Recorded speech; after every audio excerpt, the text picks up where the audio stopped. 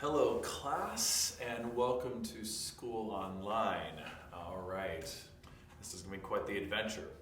I want to start off this video by introducing our next unit for Bible 7, and that is Hebrew poetry. All right, many of you are maybe already thinking, oh, poetry, right? That's not something I really typically enjoy. Why does the Bible have poetry? Isn't it confusing enough as it is? Well, let's talk about that. When you think of poetry, you oftentimes think of rhyming couplets, and that's what they call them, right? They call them couplets. And these rhyming lines, we see it everywhere. We don't just see it in literature class, like Mrs. Lee's class with poetry. We also see it in pretty much every song. So if you like music, you like poetry, whether you realize it or not. Now, Hebrew poetry is a little bit different. Now, before we get into the details of that for this lesson, you need to know that 1/3 of the Bible is Hebrew poetry. And so, if you don't understand what the importance is of Hebrew poetry and how it works and how it functions and how to read it, you're really going to miss out on 1/3 of the entire Old Testament. And so, you need to know this, and so you have a deeper appreciation of the Old Testament scriptures. Now, the basic building blocks of Hebrew poetry is what's known as parallelism. That's a fun word to say and lots of syllables, but parallelism, when you think about parallel lines, say from math class, right? You have these two lines and, they don't intersect and they relate to one another, right? One's on top of the other, one's below the other, okay? Parallel lines. In Hebrew poetry, it's something similar to that. There are two lines that relate to one another. Oftentimes, just two lines. We just got through the book of Proverbs, and so you see Hebrew poetry in that with two lines.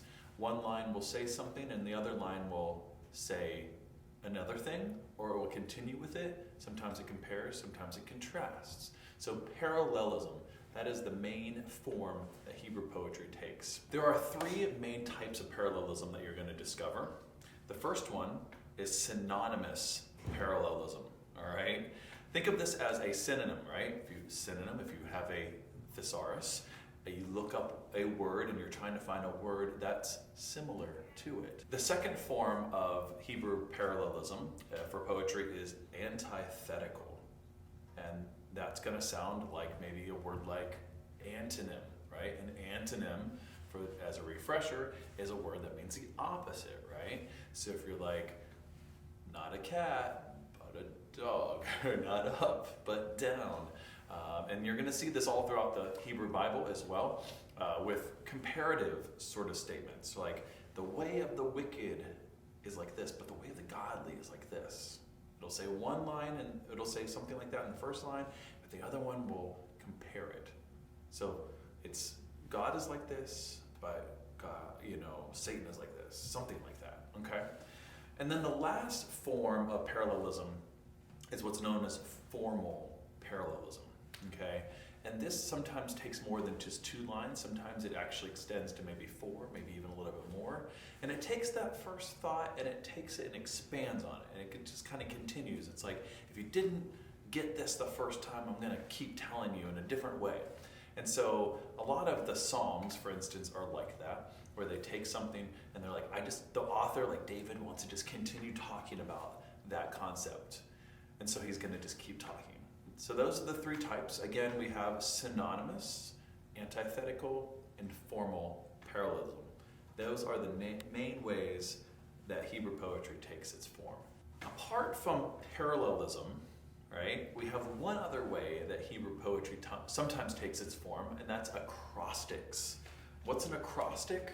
Maybe you've done one of these before, where you've taken your name and letter by letter, you've come up with an attribute or a characteristic of yourself, That's an acrostic. You can do that with your name right now, right? Take your name letter by letter, go throughout that. Each letter is something else, okay? An acrostic for Hebrew poetry, and a good example of this is Psalm 119. Now, if you don't know Psalm 119, it's very famous for one thing, that it is the longest chapter in the entire Bible, both Old and New. Why is it so long? Why is there so many verses? Well, because it's an acrostic. And so in some Bibles, you have the letters that it's doing? Well, what does it go through?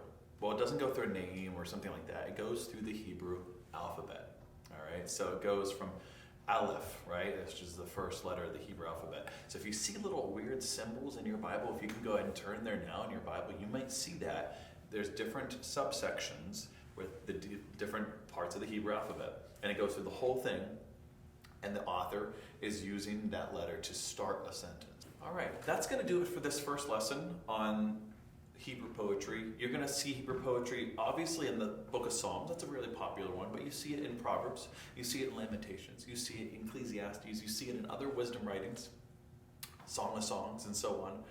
And so that's really important to know. Like I said, it's 1/3 of the entire Old Testament. So we need to know it. It's important. And so again, as a wrap up, we have parallelism.